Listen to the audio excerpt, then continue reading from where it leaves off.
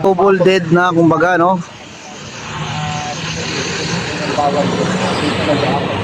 Mga kasama nila na naging depresyon sa loob ng hearing. Ma'am, mensahe niyo po at programa niyo rito ngayon sa labas ng Senado. Ako po ay si Olivia Ferrer, taga San Dionisio Credit Cooperative. Ano po kami, tahasang nagsasabi na sana ang cooperative po ay hindi taksan. Kasi po naman, ang pinagpupuhunan namin dito sa cooperative ay tinaksan na ng mga sweldo ng mga tao. Tapos tataksan ulit, parang hindi po, pinagsisikapan po ng mga bawat member, na kami ay makaipon ng pera para sa pamilya. Yes, so ma'am, hanggang kailan po kayo rito hanggang anong oras? Hanggang tapos po ng Senate hearing. Tapos na Senate hearing. So kumbaga ma'am, may representative kayo sa loob ngayon? Meron po, marami. 30 sila. Ma'am, ano ba yung mga napanood sa batas na pinapasa nila sa Maliban doon? Meron pa ba? Yung gusto natin yung SB 2811, yun ay tungkol sa no tax, yung para sa mga cooperative. At saka po yung mga paghinay-hinay natin, ayaw natin yung pungkahe ng Department of Finance na buwisan ng ating mga kooperatiba. Ganun ka ba, pre? Yun lang, ma'am. Ma'am, salamat po, ma'am. Pangalan niyo ulit, ma'am? Olivia Ferrer.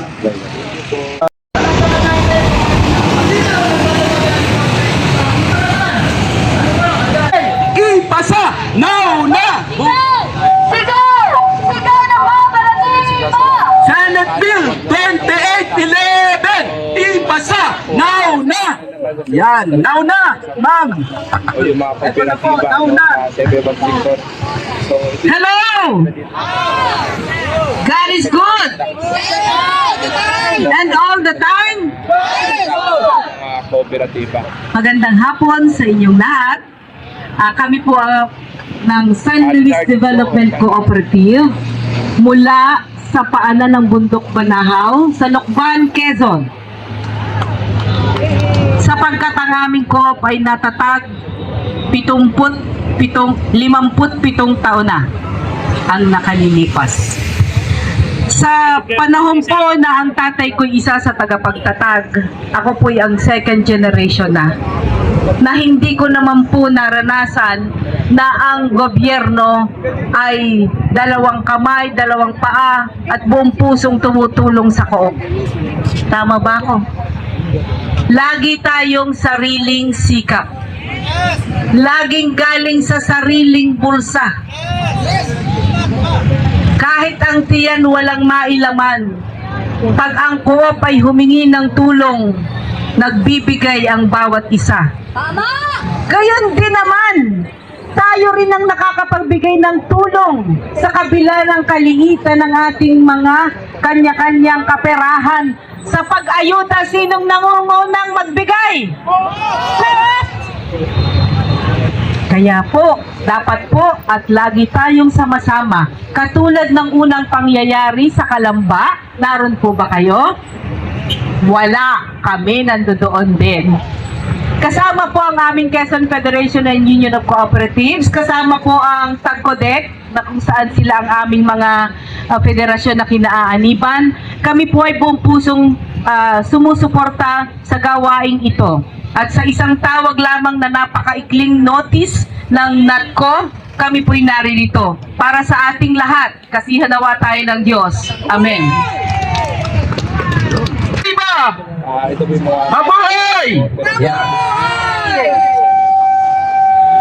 So sa punto pong ito ay bilang isang simbolo ng ating pagkakaisa, mahalaga na maipakita natin, lalo na sa Senado, yung ating pagtutol sa ginagawa ng Department of Finance, no, na pilit na pinagtatax ang mga mamamayan ng kooperatiba. Sa halip na tulungan ay pinapabigat pa. Sa punto pong ito, magsasagawa tayo ng 5 minutong noise parades bilang patunay at pagpapakita na ang kooperatiba ang kilusan ng kooperatiba ay nagkakaisa para labanan at tutulan ang patuloy na panggigipit na ginagawa ng Department of Finance. So lahat po ng pwedeng paingayin, yan, paingayin natin. At kailangan marinig, no? Sa loob ng Senado, malamig po ron. Hindi tayo maririnig kung mahina po yung ating boses, kung mahina yung ating pagpapaingay, kung mahina yung ating noise barrage na gagawin. At sabi ko nga, hindi nila maririnig. Kaya gagawa po tayo ng 5 minutong noise barrage at bilang simbolo ng pagkakaisa ng mamamayan ng kooperatiba na tayo ay nagagalit at hindi natutuwa sa ginagawa ng Department of Finance. Ready po ba tayo? Handa po ba tayong magingay? Okay, bibilang kami ng 5 at tayo ay magsisimula sa ating noise barrage. 1, 2, lahat ng pwedeng paingayin. 3, Yan na mga kabayan, yan na. 4, Yan na, yan na. 5. Yan na mga kabayan, pinagay na. Yan na mga kabayan, nasigawan na, yan na. Yan na.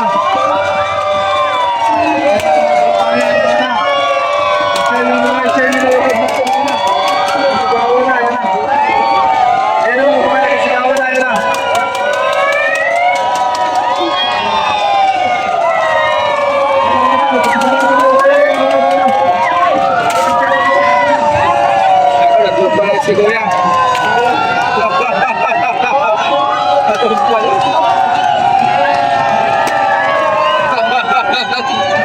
Ayan na, nagasigawan ng mga kapan. I-like and share nyo na.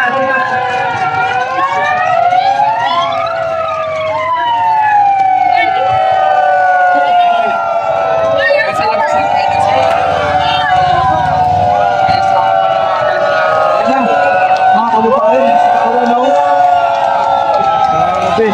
5 minutong sigawan po. Kaya nandito, talaga.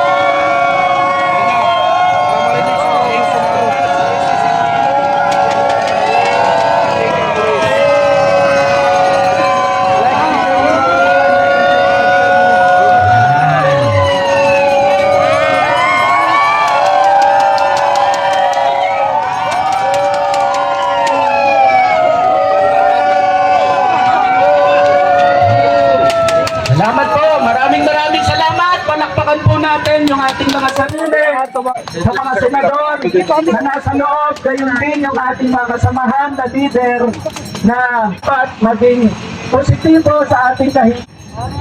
Sa punto pong ito, palakpakan din po natin yung ating mga kasamahang pulis na nagbabantay dito para patuloy na mapayapa nating maitao sa pagkilos na ito.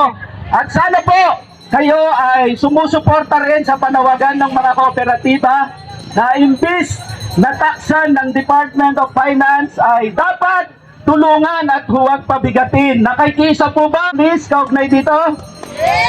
Yan, hindi yata sila sumagot, ano. Pero